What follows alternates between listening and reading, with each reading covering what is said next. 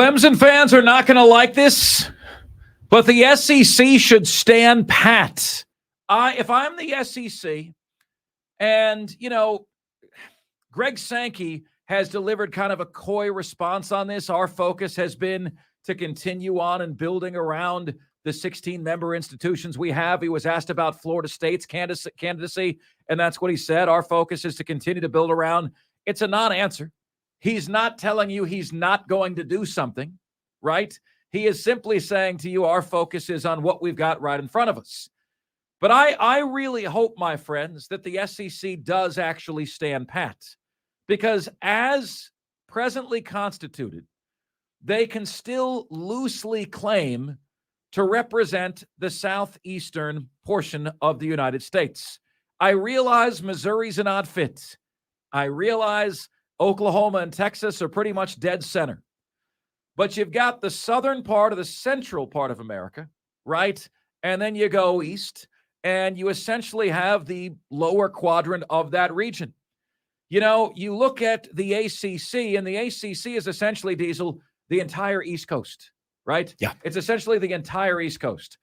The Pac-12 is non-existent. How far is Louisville from the coast? Long way. Miles, right? Yeah.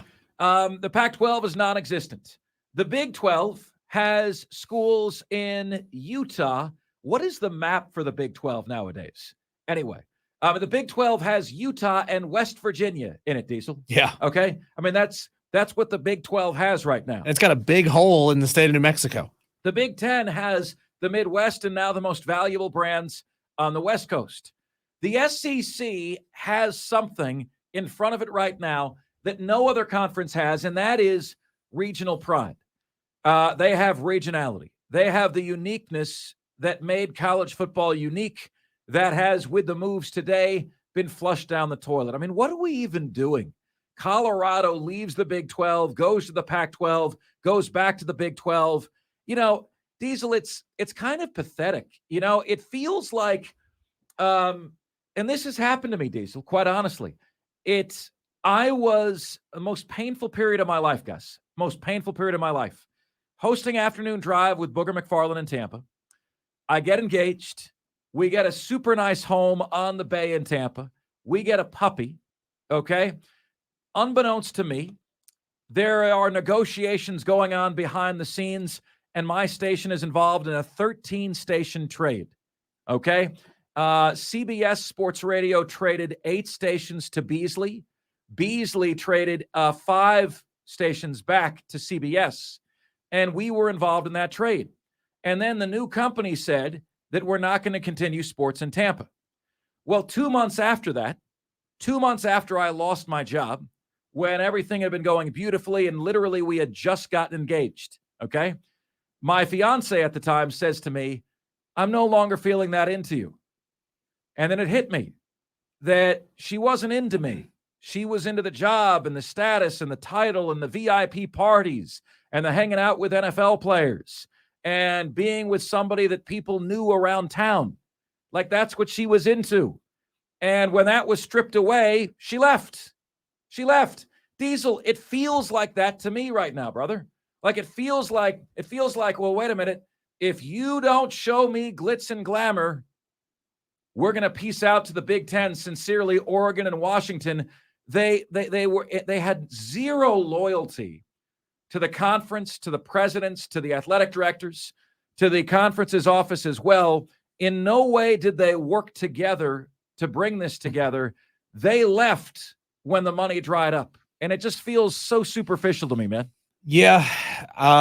Look, I can understand the move from Oregon and Washington standpoint because they've been working on this deal for like a year, probably longer. And they came to the realization that their conference was not as valuable as anybody thought they were, especially when, you had ESPN financed by Disney, who are pumping tremendous amounts of money into the SEC, into the ACC. I think, was the Big Ten on ESPN as well? Was that their deal prior to this hybrid deal with them and Fox? And so the Pac-12 found themselves out there dealing with a different set of negotiators. And to those negotiators, what the Pac-12 had was not worth anywhere remotely close to what the conferences on the East Coast were getting. Remember, the value of anything is what somebody's willing to pay you for it. Like, not many things have intrinsic value. The value is what someone is willing to pay you for it. So they learned that their conference was not worth that much money. And they also looked to the East Coast, to the ACC, watching what's happening. We talk about it all the time, what's happening with Clemson and the fact that they are at such a financial disadvantage over teams in the state and in their region. And those schools said, we can't let that become us. They were in a unique situation, not having a deal, having to accept something or being on the verge of accepting something that was streaming only. And, 20 years from now, that may seem like a totally fine deal, but that's not the media landscape that we have today. You got to deal with the landscape you got today, looking forward 10 to 15 years. Again, 20 years from now, Apple TV may be absolutely enormous, but as of right now, it's not. And so it's not that valuable. I do not believe, Diesel, that the SEC is in a position where they have to expand. I understand Clemson and Florida State are out there. I understand that they are in the southeastern footprint, but I am not of the belief that the SEC has to expand. If you have more mouths, you have more mouths to feed. And I am not of the belief that that is in the SEC's best interest right now. And furthermore, outside of Clemson and Florida State and Notre Dame and maybe Miami, I'm not so sure how many elite brands are really left at this point. Is Utah an elite brand in college football? Right? Like, what is the best brand right now at this moment in the Big 12? Is it Kansas State? Is it TCU? Is it Oklahoma State? Are those folks elite brands? Is Colorado really an elite brand right now in college football? So I'm looking at the lay of the land right now if I'm the SEC. And I'm saying, who else is out there where if they jump ship, it could hurt us? And I'm saying, okay, Clemson, okay, Florida State, perhaps Miami. And that's really it. That is really it. I'm standing pat, folks. I'm standing pat. If I ever did look to expand, I'd look at Clemson first. I'd look at Clemson far before I'd look at Notre Dame. A couple of years ago, I had the scoop that it wasn't Clemson or Florida State the SEC was interested in. It was Notre Dame. That's a disaster. What the hell does Notre Dame have in common with the Southeast?